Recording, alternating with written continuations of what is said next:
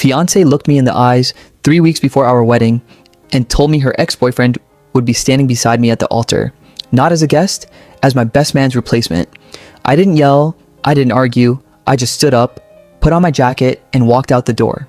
She had no idea that walking away that night would unravel a secret she had been burying for 6 years. My name is Daniel Osei. I'm 30 years old. I live in Austin, Texas, and I work as a structural engineer, the kind of job where every decision has to be measured twice before you commit to it. Maybe that's why I've always been careful with people too. I don't fall fast, I don't trust fast, but with Sophie, everything felt different. I met her 2 years ago at a friend's backyard barbecue. She had this way of arguing with you until you agreed with her, and somehow you'd walk away feeling like you'd won. I proposed last spring on a hiking trail overlooking the hill country, her favorite place in the world. I thought I knew everything about her. I didn't know about Caleb. Sophie mentioned him early on, the way you'd mention an old coworker you barely think about anymore. We dated in college. It didn't work out. We're still friends. I never thought much of it. People stay friends with their exes. That's normal, healthy even. What wasn't normal was how often his name kept coming up. A text here. He just needs someone to talk to. There. A dinner as friends that somehow ran 3 hours longer than planned. I brought it up once, gently, over dinner. You're not one of those jealous guys, are you, Daniel? She laughed, waving her fork like the question itself was ridiculous. Caleb and I are just friends. You have nothing to worry about. So I let it go. I trusted her. Looking back now, that was a first mistake. Not trusting her, exactly, but stopping the conversation the moment she made me feel silly for having it. 3 weeks before the wedding, we sat at our kitchen table finalizing the guest list and the wedding party. I want Caleb to stand up there with us, Sophie said, not even looking up from her laptop screen. As my best man. I genuinely thought I'd misheard her. Your best man, at our wedding, standing next to me while I marry you. He's one of my closest friends.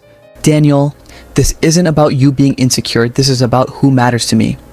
Sophie, he's your ex, the man you dated for 3 years, and you want him standing in the wedding party at our wedding.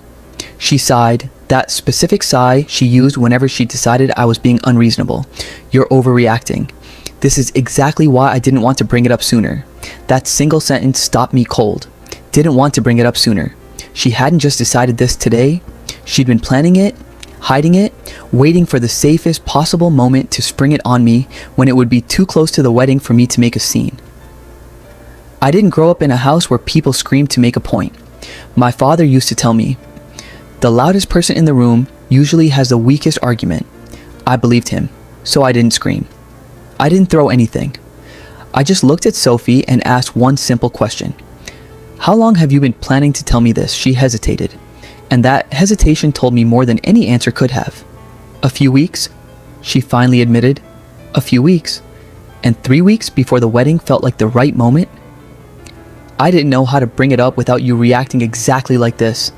I stood up. I grabbed my jacket off the back of the chair. Where are you going? Panic cracked through her voice now. I need air. I walked out.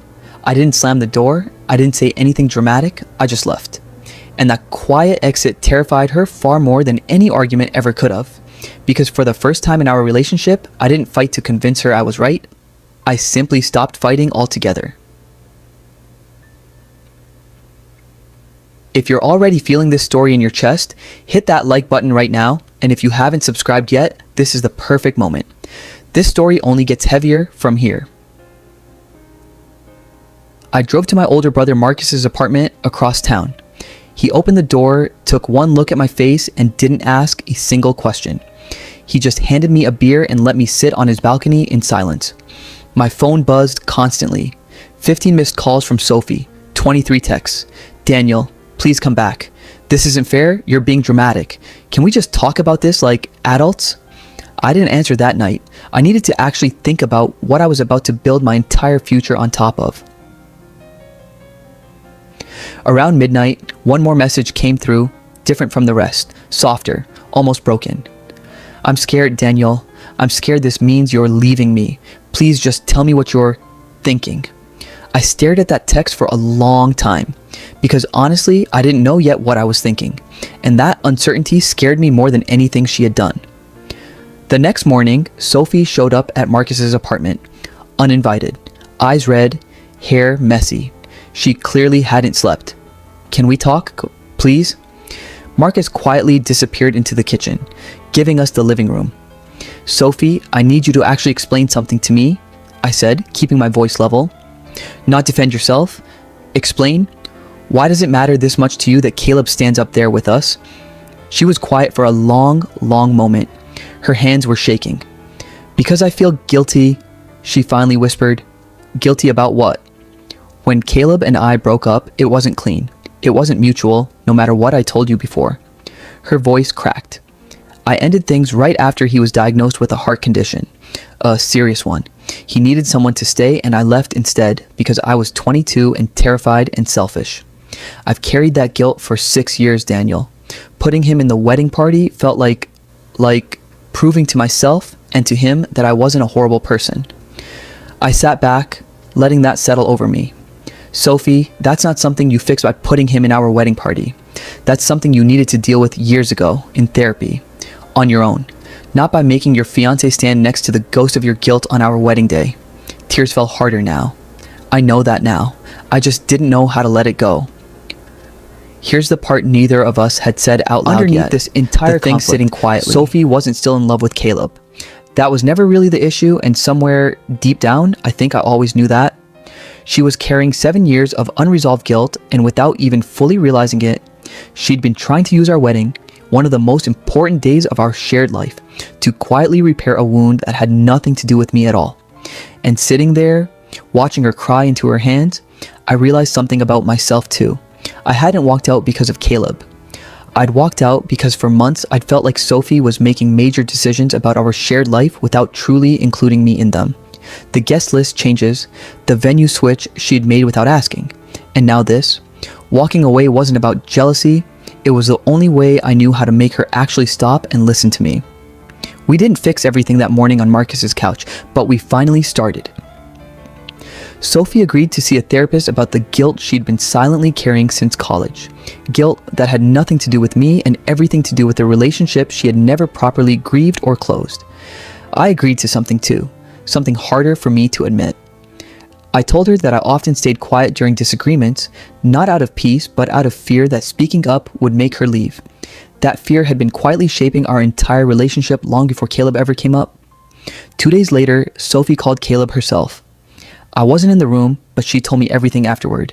She apologized, really apologized, for the way things had ended years ago. She told him he deserved better than the way she'd left.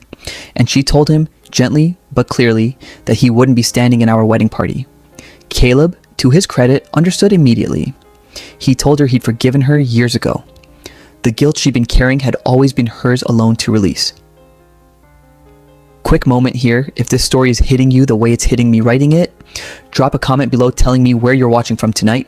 It genuinely means a lot to see where this reaches.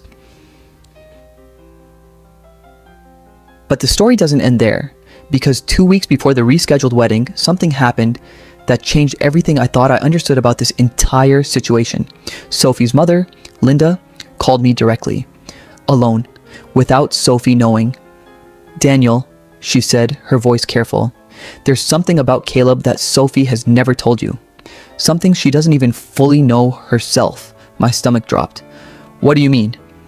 When Sophie left Caleb after his diagnosis, it wasn't just fear that made her run.